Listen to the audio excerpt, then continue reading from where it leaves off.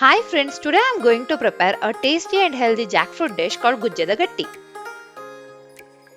To prepare Gujje Da Gatti, I have cleaned 2.5 glass of dosa rice and soaked it for 4 hours. While the rice is soaking, let's prep the jackfruit. For that I have applied a little oil on the hands, removed the stem, brushed off the sticky glue, removed the seeds from the flesh and cut the flesh into small pieces. This comes to about 2 kg.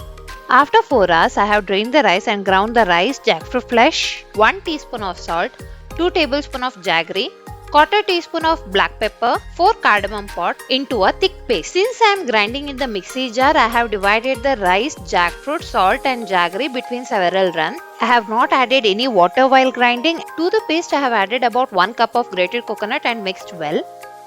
For cooking the gatti, I have placed water in the steaming vessel over the flame and prepped the banana leaf by cleaning, cutting and removing the stem such that it is easily foldable.